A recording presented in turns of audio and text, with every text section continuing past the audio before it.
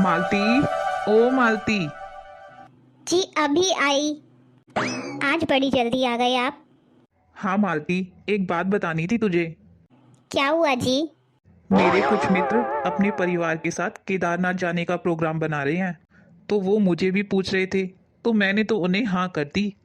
तो सोचा एक बार तुझसे भी पूछ लूं, तभी मैं अपने जाने का फाइनल करूंगा।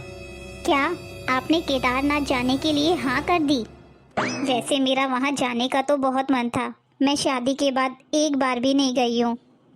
शादी के बाद तो इतने बड़े परिवार में जाने का मौका ही नहीं मिला, और उसके बाद बच्चा हो गया तो वैसे ही कहीं घूमना फिरना बंद हो गया हमारा।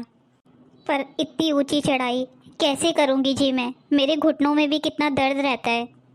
रहने दो जी, मैं नहीं जा पाऊंगी। अरे, चढ़ाई की चिंता मत करो। अब तो उधर बहुत सारी सुविधा हो गई है। कुछ ना कुछ साधन उपलब्ध हो ही जाएगा वहाँ।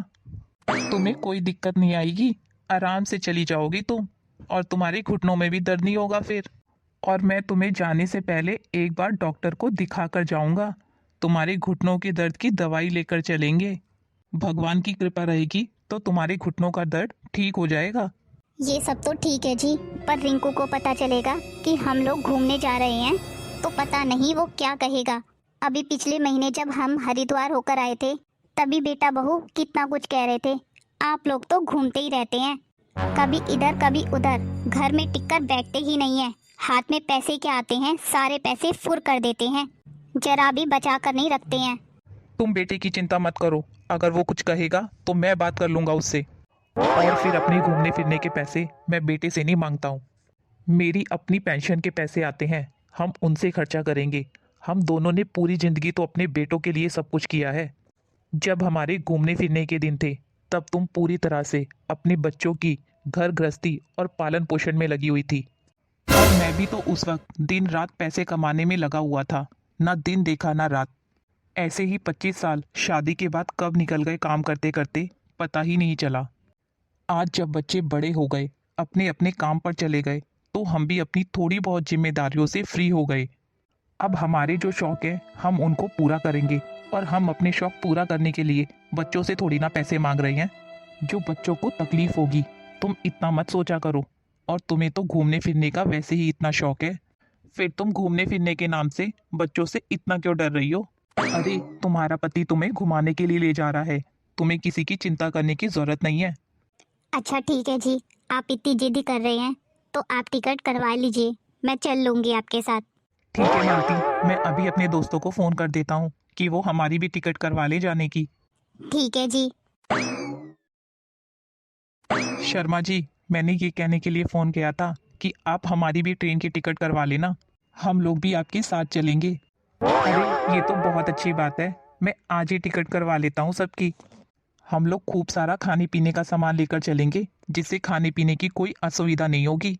हाँ हाँ, ठीक है मिश्रा जी। हाँ रिंकू, कैसा है बेटा तू? माँ, मैं तो ठीक हूँ, आप बताओ कैसी हो? बेटा, हम लोग 2 दिन बाद केदारनाथ जा रहे हैं। क्या माँ, आपका दिमाग खराब हो गया है क्या? आपके घुटनों में कितना दर्द रहता है, और आप केदारनाथ घूमने के लिए जाओगी? अभी बीमार पड़ जाओगी ना, तो कल को मेरे ही सर पर आकर बैठोगी। कौन करेगा फिर तुम्हारी सेवा? और पापा के हाथ में तो कभी पैसा रुकता ही नहीं है। पेंशन क्या आती है, सारे पैसे अपने घूमने फिरने में ही उड़ा देते हैं।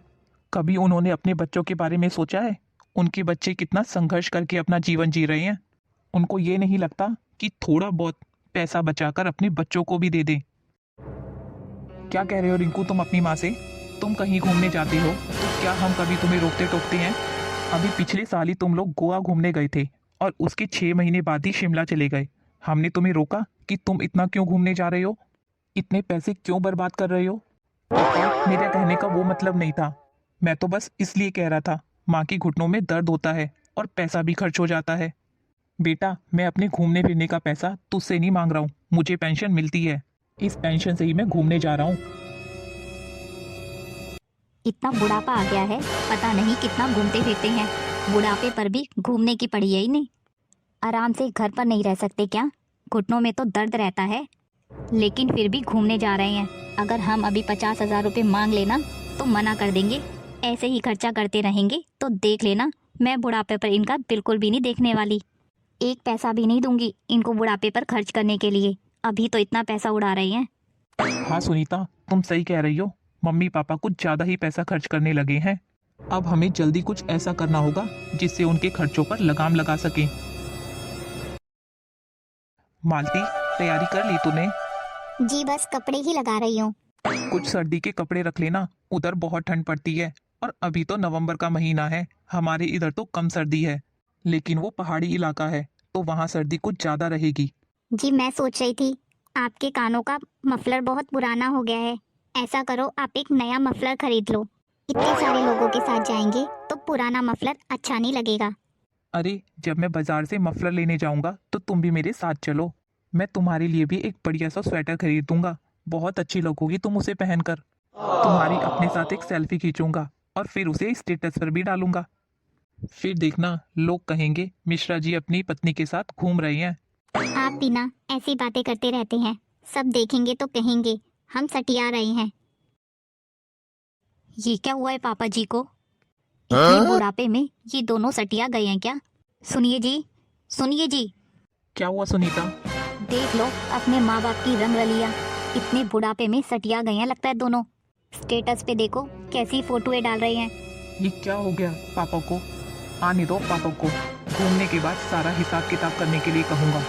अब चुप रहने से काम नहीं चलेगा, अब तो पापा से बात करनी ही पड़ेगी। भगवान की कृपा से हमारी यात्रा तो बहुत अच्छी हो गई। भगवान के दर्शन भी बहुत अच्छे कर लिए हमने। मुझे ज़्यादा चढ़ाई भी नहीं करनी पड़ी, हेलीकॉप्टर से सारी सुविधा मिल गई थी। पर मेरी वजह से आपके बहुत सारे पैसे खर्च हो गए होंगे।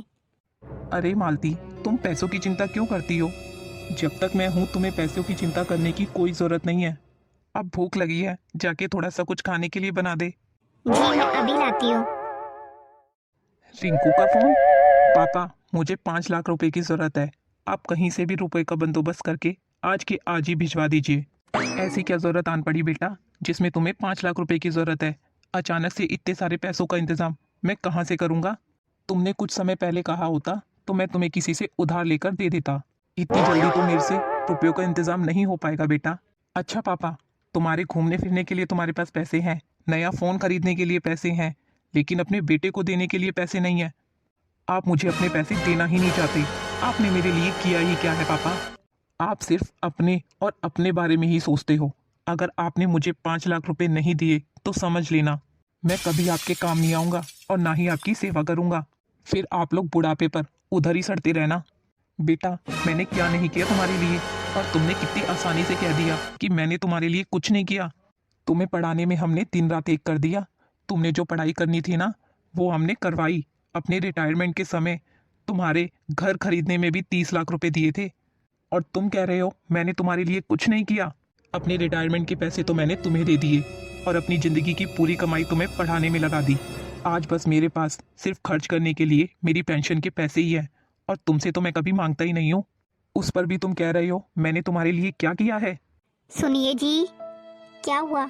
आप इस तरह उदास क्यों बैठे हैं? आज शाम की चाय के लिए भी नहीं बोला, 5 बज गए हैं। नहीं तो आप रोज शाम को 5 बजे चाय के लिए बोल देते हैं। कोई बात है क्या जी? इतने उदास क्यों हैं आप, बताइए ना। मालती, एक बात बताओ, अगर कल को मैं ना रहूं तो तुम अपनी जिंदगी कैसे काटोगी? आप फालतू की बात मत किया करो जी। आपसे पहले मैं ही जाऊंगी इस दुनिया से। मैं नहीं रह सकती आपके बिना इस दुनिया में। देख मालती, ये तो दुनिया की सच्चाई है। पति पत्नी में से कोई तो एक पहले जाता ही है, क्योंकि साथ में तो कोई नहीं जाता। मान लो कि अगर मैं पहले चला जाता हूँ तो तुम अकेले अपनी जिंदगी कैसे गुजारोगी? अगर मुझे कुछ हो जाता है रिंकू के पापा, तो आप अपने बेटे बहू के पास चले जाना। वो तुम्हें बहुत अच्छे से रखेंगे। बहू तुम्हें समय से खाना बनाकर खिलाएगी। बेटा तुम्हारा खूब अच्छे से ध्यान रखेगा। चिंता तो इसी बात की है, बेटे बहू के आसार तुम्हारी सेवा के नहीं लग रहे हैं और वो इतनी आसानी से तुम्हारी सेवा नहीं करेंगे, यह भी मुझे समझ आ गया है। इसके लिए मुझे कुछ ना कुछ करना पड़ेगा। मुझे तो पेंशन मिलती है और मेरे नाम घर की जमीन और इधर के दोनों प्लॉट भी हैं, तो बेटा बहू इसी के लालच में मेरी सेवा करते रहेंगे। लेकिन मालती, तुम्हारे हाथ में तो कुछ भी नहीं है, तो तुम्हारी सेवा बेटा बहू क्यों करेंगी? मैं यही सोच सोच के परेशान हूँ। मुझे तुम्हारे लिए भी ऐसा कुछ करना चाहिए जिसकी वजह से बेटा बहू तुम्हारी सेवा करें। अगर तुम्हारे हाथ में या तुम्हारे नाम कुछ होगा तो उसको लेने के लिए वो तुम्हारी सेवा जरूर करेंगे। अगर सब कुछ मेरे मर जाने के बाद उन्हें इतनी आसानी से मिल जाएगा तो तुम्हारा बुढ़ापा मेरे बिना बहुत मुश्किल हो जाएगा। बुढ़ापे पर हाथ में पैसा होना बहुत ज़रूरी होता है। तुम कल ही मेरे साथ रजिस्ट्री ऑफिस चलना। मैं सोच रहा हूँ कि हाईवे वाला जो प्लॉट है वो तुम्हारे नाम कर दूँ। आप सही कह रहे हैं जी। पिछली बार जब हम उनके घर में गए थे तो बेटे बहू ने हमारे साथ कैसा व्यवहार किया था वो मुझे आज भी याद है। मैं आज भी नहीं भुला पाई हूँ। और आप सही कह रहे हैं जी, बिना पैसों के बुढ़ापे में तकलीफ तो आती है। मैं कल ही रिंकू को फ़ोन करके बता देता हूँ कि हाईवे वाला प्लॉट तुम्हारे नाम कर रहा हूँ। जी, आप एक बार रिंकू से बात कर लेना। कहिए पापा, क्या बोलना बाकी रह गया था आप? बेटा, मैंने तुझे ये बताने के लिए फ़ोन किया है कि वो हाईवे वाला जो प्लॉट है वो मैं तेरी माँ के नाम कर रहा हूँ। पापा, अब मैं फ़ोन पर कोई बात नहीं करूँगा। अब जो भी बात होगी आमने सामने होगी। मैं वहीं आ रहा हूँ आपके पास। अब क्या नया ड्रामा मचा दिया आपके पापा ने? सुनीता, हम कल के कल ही मम्मी पापा के पास जा रहे हैं। मैं ऑफिस से 2 दिन की छुट्टी ले लेता हूँ क्योंकि पापा हाईवे वाला प्लॉट मम्मी के नाम करने के लिए बोल रहे हैं। क्यों पापा, आप लोगों को मुझ पे जरा सा भी भरोसा नहीं जो आप हाईवे वाला प्लॉट माँ के नाम कर रहे हैं? आखिरकार मैं आपका इकलौता बेटा हूँ। जो कुछ भी है वह मुझे ही तो बाद में मिलेगा। फिर वो आपके पास रहे या माँ के पास, इससे क्या फ़र्क पड़ता है? बेटा, फ़र्क तो बहुत पड़ता है। इसलिए मैंने ये फैसला सोच समझ कर लिया है। ऐसे ही नहीं लिया है मैंने ये फैसला। माँ, आप तो पापा को समझाइए। क्या बुढ़ापे में मैं आपकी सेवा नहीं करूँगा जो ये प्लॉट आपके नाम करने की बात कर रहे हैं? अरे बेटा, तुमने ही तो कहा था अगर तुम्हारे पिताजी अभी तुम्हें पैसा नहीं देंगे तो तुम हमारे बुढ़ापे पर देख रेख नहीं करोगे। तो बेटा, जब इतना करने के बाद भी तुम हमसे यह कह रहे हो कि तुम हमें बुढ़ापे पर नहीं देखोगे, हमें ज़रूरत पड़ेगी तो हमारी सेवा नहीं करोगे, तो आगे की ज़िंदगी किसने देखी है बेटा? तूने जो मुझसे कल बातें बोली ना बेटा, तो मैंने बहुत सोच विचार किया। इसलिए मैं तुम्हारी माँ के नाम वो प्लॉट कर रहा हूँ। वैसे भी उनके नाम कुछ नहीं है। भगवान ना करे कल को मुझे अगर कुछ हो जाता है तो कम से कम उस प्लॉट के लालच में ही सही कोई ना कोई उनकी सेवा तो करेगा। तुम नहीं करोगे तो उनकी बेटी करेगी। अगर बेटी भी नहीं करेगी तो परिवार का कोई सदस्य तो करेगा ही, क्योंकि वो प्लॉट है ही लाखों का। और बेटा, तुम क्यों इतनी चिंता कर रहे हो? प्लॉट चाहे तुम्हारी माँ के नाम हो या तुम्हारे नाम, इससे क्या फर्क पड़ता है? बाद में मिलेगा तो तुझे ही। आखिर आपने प्लॉट माँ के नाम कर ही दिया पापा। बेटा, तू मेरी बात का बुरा मत मानना। मैंने सिर्फ एक पति का फर्ज निभाया है। इसमें मैंने कुछ गलत नहीं किया। तू अपने आप को मेरी जगह रख कर देख। क्या तू सुनीता को बुढ़ापे में दुखी देखना चाहेगा? क्या तू ये सह पाएगा कि तेरी पत्नी बुढ़ापे में पैसों के लिए परेशान रहे? जिसने तुम्हारा पूरी जिंदगी साथ दिया, कदम से कदम मिलाकर चली, सुख दुख में तुम्हारे साथ रही, उस जीवन संगनी को क्या तुम दुखी देखकर सुखी रह सकते हो? और बेटा, वैसे भी जो कुछ भी है सब तुम्हारा ही है, लेकिन जब तक हम दोनों जिंदा रहेंगे तब तक सारी प्रॉपर्टी हमारे हाथ में ही रहेगी। उसके बाद ही तुम्हें कुछ मिलेगा। हमने तुम्हारे लिए सारे कर्तव्य पूरे किए हैं, भले ही तुम्हें लगता हो हमने तुम्हारे लिए कुछ नहीं किया है। बातों ही बातों में मिश्रा जी अपने बेटे को इतना कुछ कह देते हैं कि उसे अपनी गलती का पछतावा हो जाता है।